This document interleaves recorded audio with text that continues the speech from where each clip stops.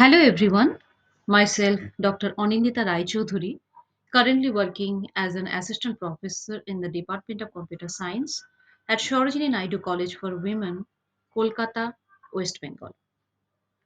Today I am going to discuss about Java arrays and strings. Now what is array? Normally an array is a collection of similar type of elements which has contiguous memory location. But in case of Java, an array is an object which contains elements of similar data type. And in Java, array is index based. That means the first element of the array is stored at the 0th index, the second element is stored on the first index, and so on. Now, how to create array in Java? What is the syntax?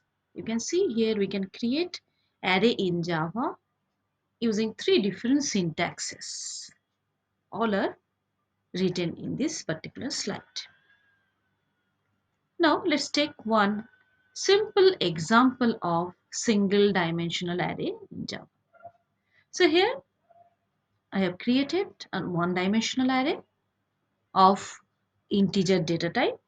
So we have initialized each and every element of the array, and to print the elements of the array we have to traverse the array. Here we have taken the help of the length property of array to print the elements. You can see here that A is the array here, A dot length we have used to find out the length of the array, and ultimately we have traversed the array to print each and every element using for loop. Similarly, this is a multi-dimensional array 3 into 3, that means 3 row 3 column. Here also we have initialized the value and we have printed it in the similar way. Only thing is here the array is multi-dimensional.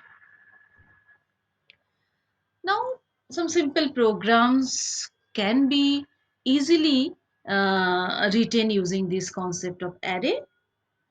The first one here is write a program to print the elements of an array in reverse order. And second one, write a program to find the frequency of each element in the array. Apart from these two programs, many programs can be used using the concept of array. For the first one, I'm showing the code, and the second one I'm giving the students as exercise. So here you can see we are reversing, actually we are traversing the array in reverse order. Okay. So simple thing, simple logic here, that here we have to traverse in the reverse order.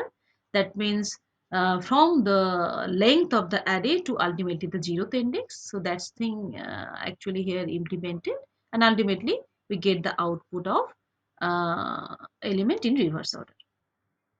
Now what is string in Java? Generally, string is a sequence of characters, but in Java, string is an object that represents a sequence of characters. The java.lang.string class is used to create a string object. Now, how we can create a string object? We can create a string object in two ways, either by using string literal or by using new keyword. Now, let's take one example. Here the first two objects, string S1 and S2, these two are example of using string literal.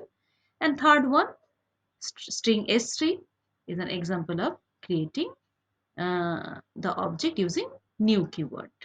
Because already I have mentioned that in Java, string is an object, or we can create string object. Okay. So also you can here identify that by double quote and single quote separated by semicolon, both the syntaxes we can use for creating string object. Okay, so these are the references I have used. Thank you.